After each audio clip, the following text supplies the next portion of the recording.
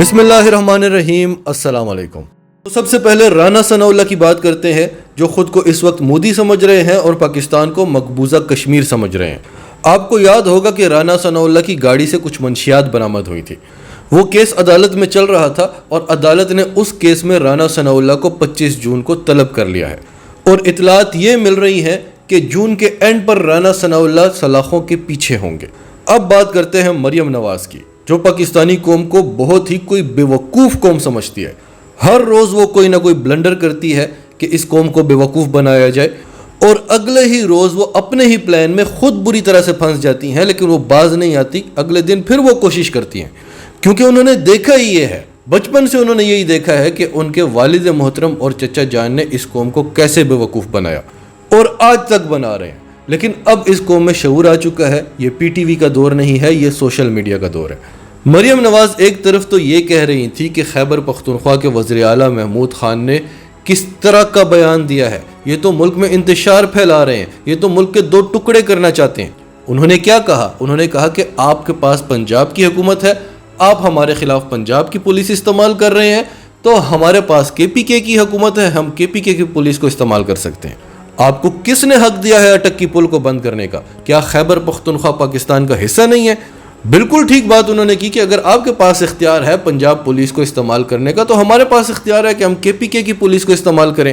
یہ تو وہی بات ہو گئی کہ ہمارا کتا کتا، تمہارا کتا ٹامی۔ ملک میں انتشار نہ پھیلے، عوام اور اداروں میں تصادم نہ ہو، یہ سوچنا صرف عمران خان کا کام نہیں ہے۔ آپ کوئی بیبیز تو نہیں ہے حکومت میں بیٹھے ہوئے۔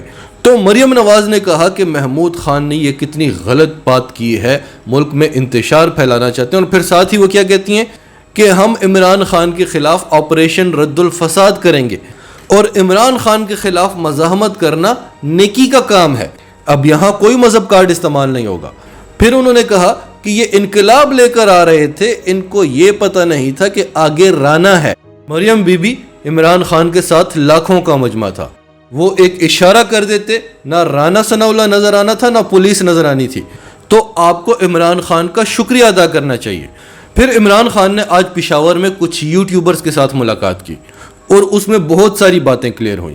ایک تو زرداری صاحب اور ملک ریاض کی جو آڈیو کال لیک ہوئی تھی، پہلے تو عمران خان کی اس میں آواز نہیں تھی، ملک ریاض اور زرداری صاحب کی بات چیت ہو رہی ہے۔ دوسرا، ہم نے آپ کو بتایا تھا کہ یہ مختلف کالز کو جوڑ کر ایک کال بنائی گئی ہے۔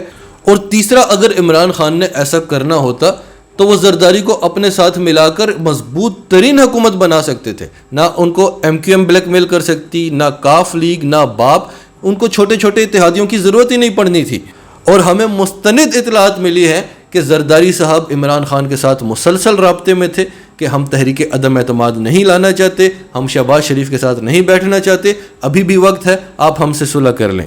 لیکن عمران خان نے ان کی بات نہیں مانی، اور یہی بات آج عمران خان نے کی کہ میں زرداری کو ایسا میسج بھیجوں، سوال ہی نہیں پیدا ہوتا۔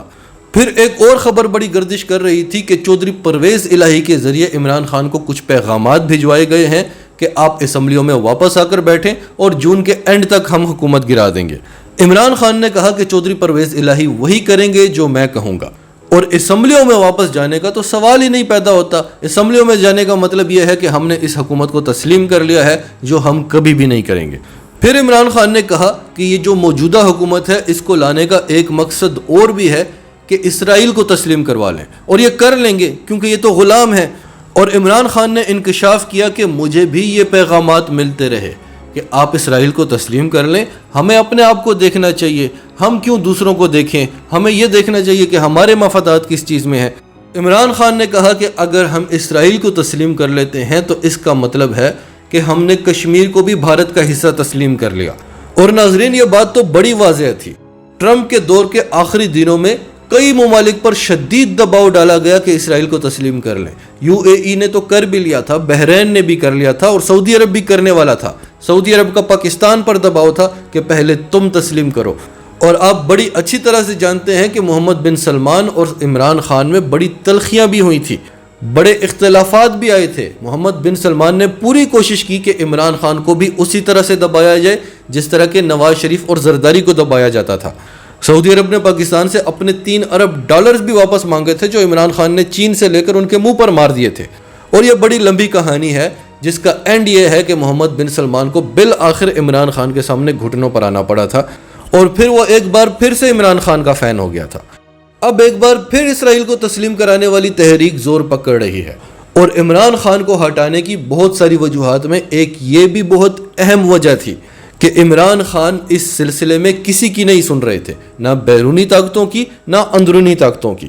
اب خبر یہ ہے کہ سعودی عرب اور اسرائیل میں بڑھتی قربتوں کے درمیان سینئر اسرائیلی حکام نے سعودی عرب کا دورہ کیا۔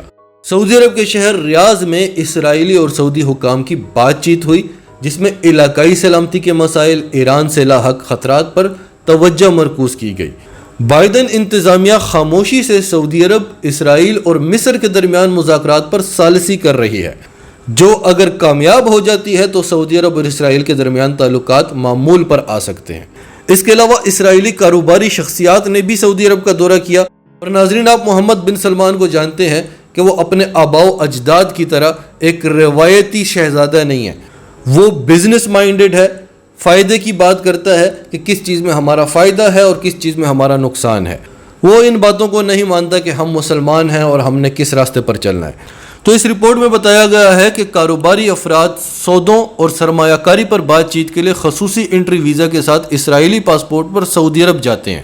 درجنوں اسرائیلی ٹیک انٹرپرینورز اور کاروباری افراد نے حال ہی میں اسرائیلی کمپنیوں میں سعودی عرب میں سرمایہ کاری اور اسرائیلی سرمایہ کاری کے فنڈز پر بات چیت کے لیے سعودی عرب کا رخ کیا ہے، اور اس سب کے بعد اسرائیل کے وزیر خارجہ یائر لاپیڈ نے کہا ہے کہ سعودی عرب کے ساتھ تعلقات معمول پر لانے کے معاہدے تک پہنچنا ایک طویل اور محتاط عمل ہوگا، لیکن ہمیں یقین ہے کہ یہ تعلقات معمول پر آئیں گے اور یہ ہمارے اور سعودی عرب کے مفاد میں ہے۔